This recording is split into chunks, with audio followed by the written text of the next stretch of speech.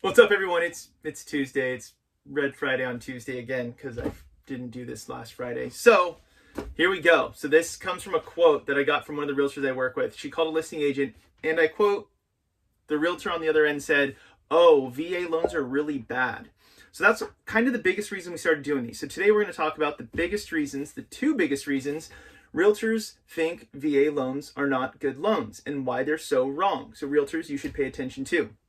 So top two reasons realtors don't understand VA loans. One, pest inspection, termite report. The VA requires that a pest inspection clearance, termite report clearance, be completed prior to close of escrow, typically. Asterisk for COVID that we'll get to in a minute. So what does that mean? Well, when you do a pest inspection or termite report, they have section items, 1, 2, I don't know what number it goes up to, but section 1 is what matters for VA.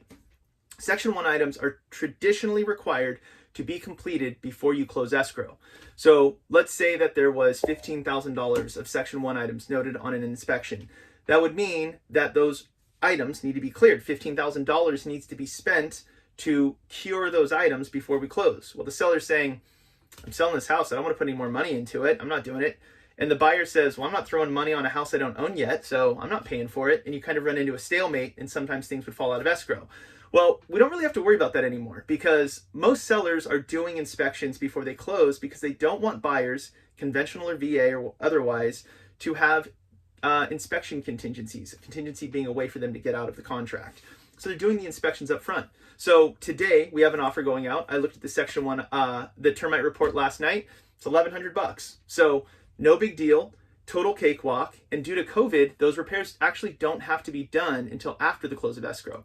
So the VA said, due to COVID, that you have the borrower using the VA loan, active duty or veteran, has 12 months after they purchase the property to prove that they took care of those items. Well, we, the lender, are made responsible for confirming that those items are taken care of and telling the VA. 12 months is a really long time when you're processing hundreds of thousands of loans a year. Probably, I don't know how many do, maybe even more. So how do we manage that? Well, what we do at our company is we give you 90 days. So you do what's called an escrow holdback. You can hold, the escrow company is going to hold your money in escrow for that report. So let's say it's $1,000. They're going to hold $1,500. They hold 150% of the cost on the estimate in case it goes higher. Get the repairs done. Escrow pays the inspector what's due, and they refund whatever isn't due back to you. And then the escrow company sends us the clearance. Problem solved. Does not need to be done prior to closing. So realtors, stop worrying about Section 1, especially if you've already done inspections. And by the way, if you're looking at using your VA benefit and the Section 1 items are like 40 grand, which I had about a month ago, probably not a VA house. Like let's either go conventional on that one or let's just go look for something else because 40 grand is too much to not do prior to closing. So that's item 1. Item 2, appraisals. And this is just an old school misunderstanding. Realtors, for some reason, are under this misconception that VA appraisals are more complicated than conventional. Well, that changed years ago because whether it's conventional, VA, FHA, or otherwise, appraisers are required to comment on anything they visually inspect. So if I see dry rot, I have to comment on dry rot. If I see a health and safety issue, I have to comment on it. So that's a level playing field regardless of the loan type. The other thing is the whole what if it doesn't appraise. We all know what things are going to appraise for these days. We all know what the comps look like. We can all go on Redfin, Trulia, Zillow, and do a reverse search and see what things have sold for in the area. So why are we pretending that we have no idea what an appraisal is going to be? We have a pretty good idea. And fortunately, we work with the best appraisers. VA, you have to book through the VA, but I've had nothing but success with the VA appraisals.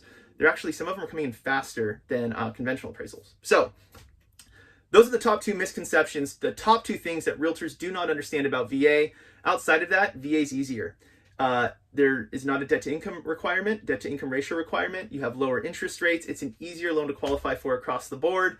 So realtors, stop telling me that VA loans are bad. Stop saying thank you for your service and then not giving them an opportunity to buy your listing. That's it for today. I got another video planned out for this Friday. I promise I'll be on time. Let me know how I can help. Thank you guys so much. I'll talk to you soon. Cheers.